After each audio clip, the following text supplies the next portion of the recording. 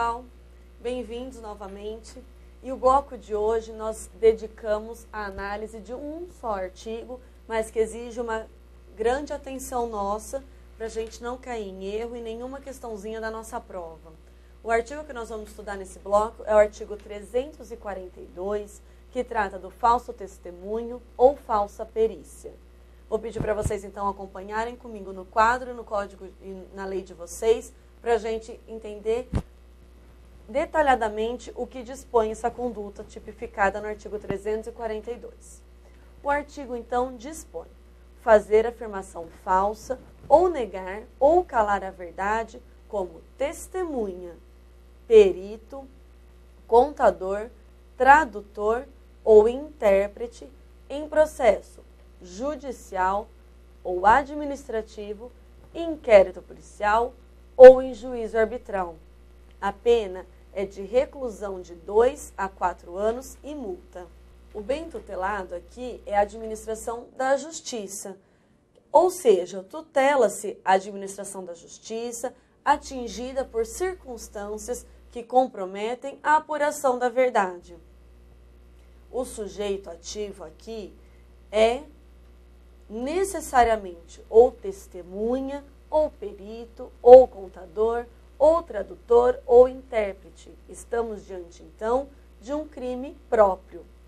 O caput, o artigo, ele traz para a gente quem são as pessoas que podem praticar este delito. Então, atenção, testemunha, perito, contador, tradutor ou intérprete. Trata-se de um crime próprio e também de um crime de mão própria. Por quê?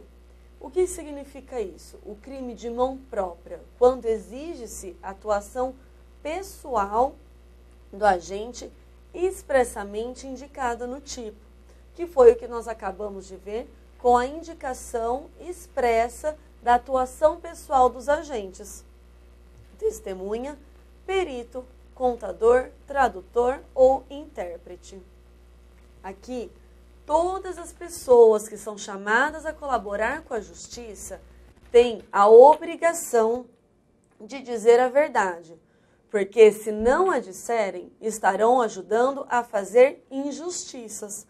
Então, aqui, prevê, então, tutela-se a administração da justiça atingida por circunstâncias que comprometam a apuração da verdade. Por quê? Todas as pessoas que são chamadas a colaborarem com a justiça têm a obrigação de dizer a verdade, porque se assim não fizerem, estarão ajudando a injustiça. O testemunho aqui, a gente vai ver, e o testemunho é meio de prova muito importante para a descoberta de um fato ocorrido, bem como sobre a culpa ou inocência de um acusado. Então, muito importante e exige-se que a testemunha fale a verdade, de modo que a testemunha tem o dever de dizer a verdade sobre o que souber e lhe foi perguntado. Nós temos também essa previsão no artigo 203 do Código de Processo Penal. A testemunha, então, tem o dever de comparecer em juízo e de falar a verdade. Nós temos, então, que a testemunha tem 3 obrigações. Quais são elas? 3 deveres da testemunha: comparecer, falar e falar somente a verdade. Comparecer. Se a testemunha não comparece, ela pode ser processada pelo crime de desobediência, porque ela tem o dever de comparecer. E o dever de falar? Ela tem o dever de falar, porque se ela se recusar a falar, ela estará praticando o crime de falso testemunho. E além de falar, ela tem o dever de falar somente a verdade, porque se ela mentir, também estará cometendo o crime de falso testemunho.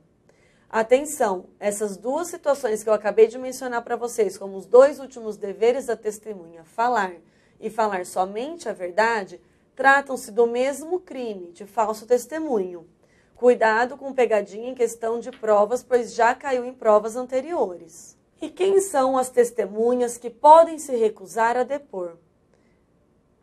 Aqui, o ascendente ou descendente, o afim em linha reta, o cônjuge, ainda que desquitado, o irmão e o pai, a mãe ou o filho adotivo do acusado, salvo quando não for possível por outro modo obter-se ou integrar-se à prova do fato e de suas circunstâncias.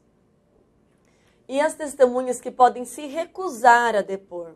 As testemunhas que podem se recusar a depor são aquelas pessoas que, em razão da função, ministério, ofício ou profissão, devam guardar segredo, salvo se, desobrigadas pela parte interessada, quiserem dar o seu testemunho. E quem é a vítima? A lei aqui exige que a vítima fale a verdade? Não, a lei, então, dispensa a vítima de dizer a verdade. Mas atenção, a palavra da vítima, ela tem valor probatório, mas sempre é tomada com uma certa desconfiança, porque é de uma forma compreensível que a vítima pode estar afetada pelo fato criminoso que sofreu.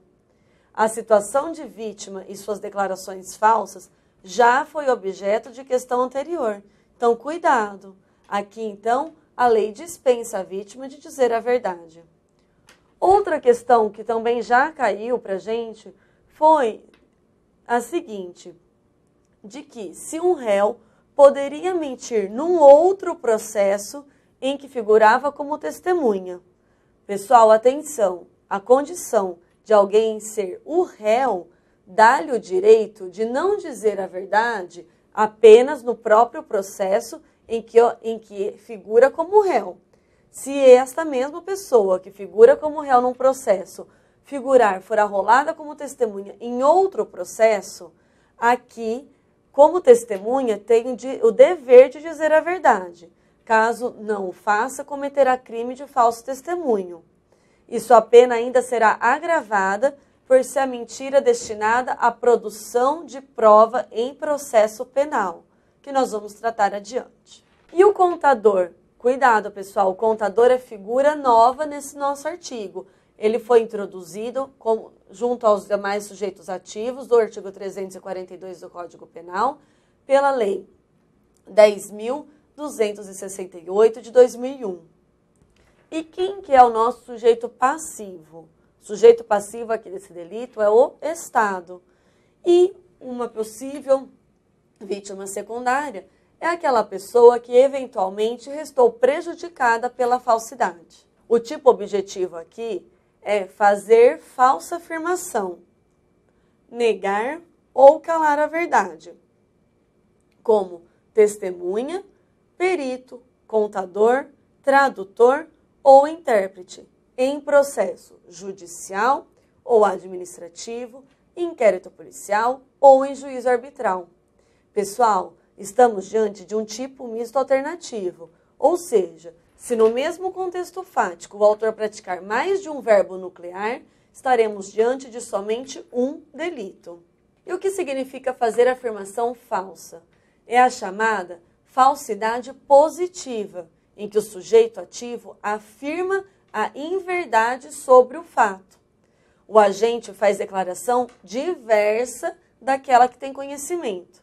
Isso, então, é fazer afirmação falsa. E o que é negar a verdade? Negar a verdade, também chamada como falsidade negativa, é aquela em que o sujeito ativo, embora tenha noção da verdade, a nega. Aqui, o agente nega a percepção do fato que teve conhecimento. E o que é calar a verdade? É a chamada reticência, em que o autor silencia a respeito do que sabe ou se recusa a responder. E atenção, a expressão em processo judicial ou administrativo, inquérito policial ou juízo arbitral. As condutas típicas, elas devem ser executadas em processo judicial, criminal ou civil, em processo administrativo, como por exemplo inquérito civil, em inquérito policial ou em juízo arbitral.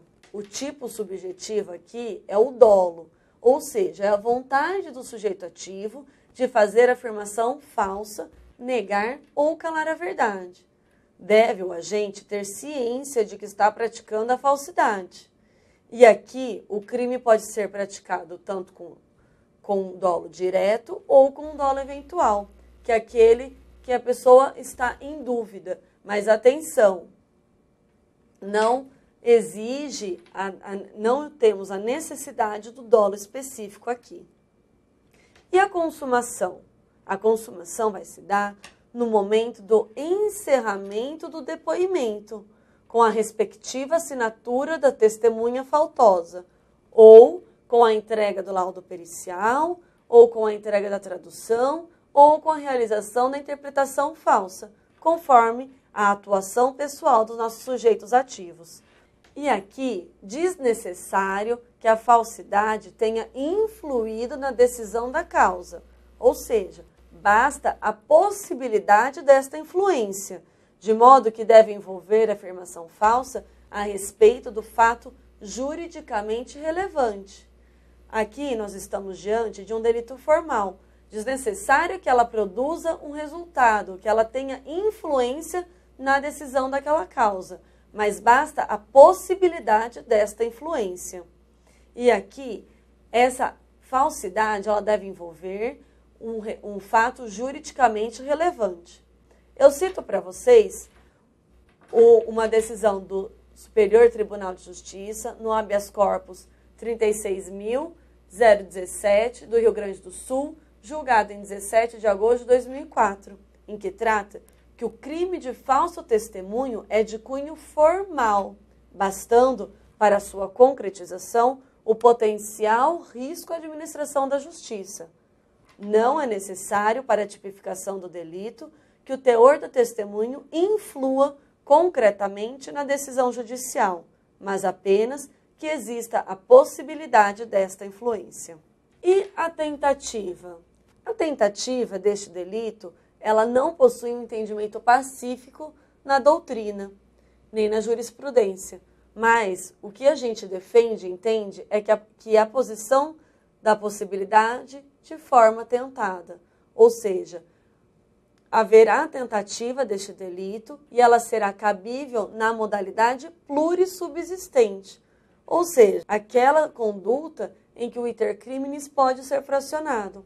Por exemplo, um testemunho prestado por escrito. E o que é a forma majorada prevista no parágrafo 1º do artigo 342? O parágrafo 1º dispõe: as penas aumentam-se de 1/6 a 1/3 se o crime é praticado mediante suborno ou se cometido com o fim de obter prova destinada a produzir efeito em processo penal ou em processo civil em que for parte entidade da administração pública direta ou indireta. Pessoal, prestem atenção a este parágrafo 1º. A pena, então, será aumentada de 1/6 a 1/3 se praticada mediante suborno ou se cometida com o fim de obter prova destinada para processo penal ou processo civil em que for parte entidade da administração pública direta ou indireta. Mas o que significa o suborno? Quando haverá o suborno? Haverá o suborno quando a testemunha, ou o perito, ou o tradutor, ou o intérprete aceitar qualquer vantagem, dinheiro, emprego, utilidades, para praticar o falso testemunho, falsa perícia, falsa tradução ou falsa interpretação. Então, o suborno está ligado à obtenção de vantagem, seja ela qual for. E nós temos aqui 3 formas de aumento de pena. Ou seja, se o crime for praticado mediante suborno, se o crime for cometido com o fim de obter prova destinada a produzir efeito em processo penal, se o crime for cometido em processo civil, em que for parte entidade da administração pública direta ou indireta. Atenção, se a mentira for proferida em processo trabalhista ou processo civil entre pessoas comuns, não estaremos diante da possibilidade de agravamento deste artigo. E atenção, mais uma vez, estamos diante de um delito formal, o que significa que basta a potencialidade do dano e não o efetivo resultado deste dano. Já o parágrafo 2º do artigo 342, ele traz para a gente a retratação, ou seja, O fato deixa de ser punível se, antes da sentença, no processo em que ocorreu o ilícito, o agente se retrata ou declara a verdade. O que significa, então, a retratação? Significa que a pessoa desdizer, retirar aquilo que foi dito. Estamos diante de uma causa de extinção da punibilidade. Mas atenção, a retratação deve se dar no mesmo processo em que se deu a mentira e deve ser antes da sentença, da prolação da sentença. A ação penal é pública incondicionada, sendo que a forma simples do caput admite o sursi processual previsto no artigo 89 da Lei 9.099 de 95. E, se o crime de falso testemunho for cometido em processo trabalhista, a competência para processá-lo e julgá-lo é da Justiça Federal, conforme a súmula 165 do STJ. Pessoal, espero vocês no próximo bloco para a gente dar continuidade nos nossos estudos. Até já!